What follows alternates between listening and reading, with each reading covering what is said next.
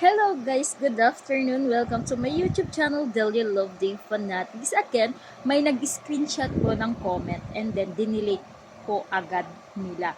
Ang sinabi doon, damulag, mataba, at yung laging pikon. Hindi naman siya napipikon. And then, puro daw pasikat ang mga grupo ni Kuya Dave. Hindi yun pagpapasikat, kundi pagmamahal. Kayo lang kasi, ang pagkaintindi nyo sa mga ginagawa ng mga supporters ni Kuya is pagpapasikat. Pero kayo po, mali po kayo. Dahil po yun, pinapakita po namin at doon namin pinapakita kung gaano namin siya ka-love, gaano namin siya suportahan.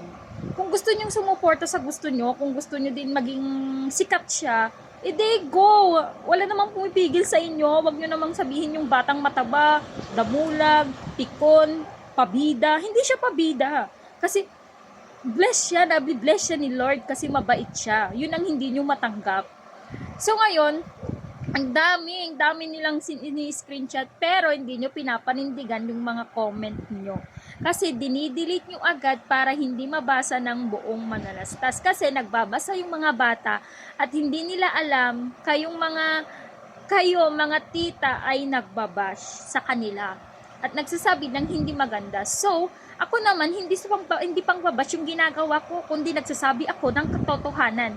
Ang ginagawa nyo po kasi, puro kayo bangayan. Kung ano yung ginagawa ng Makadib kay Kuya Dave, labas na kayo doon. Pera nila yun eh, gusto nila yun eh.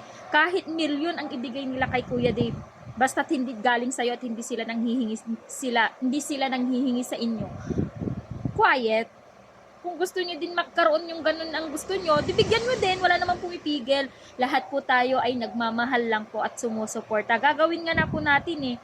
Ako ang layo ko, pero ginagawa ko, pumupunta pa rin ako kasi alam kong mahal ko yung bata. Kahit ganun na lang ang naiaambag ko, dati nagbibigay ako, pero ngayon, medyo laylo ako. Alam po yan ng mga supporters, laylo ako ngayon kasi nagpapagamot din ako. Kailangan ko din ng pera, so pero yung pagmamahal ko kay Kuya Dave, hindi yun nababawasan. At may susunod nga ulit akong ipapadala, pero hindi ko pa may papadala ngayon, gawa ka ng busy ako. And pinakita ko lang nung birthday niya, naiwan ko kasi yung regalo. Naiwan ko yung regalo ko. So, ngayon, papadala ko siya, pero hindi ko, napak ko na siya, pero hindi ko pa dinala sa LBC. So, wait na lang po natin. Ang kinaiinisan ko lang, yung binabastos nila, below the belt yung ginagawa nila sa bata. Halos hindi makain ng bata yung mga pinagsasabi nila.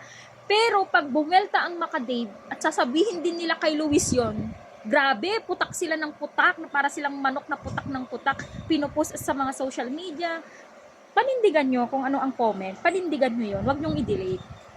Kung talagang matapang kayo, wag nyong i-delete. Ganun lang po. So, hanggang dito lang po yung aking vlog. And nainis lang ako sa mga pinag-i-screenshot nila na sinisend nila sa akin, nakakagigil. At alam nyo, mahal na mahal ko si Kuya Dave. Hindi yun magbabago. Na kahit may balang araw, magkakaanak na ako, hindi yun magbabago. Siya pa rin ang panganay ko. Mahal na mahal ko yung bata. Ganun ako magmahal.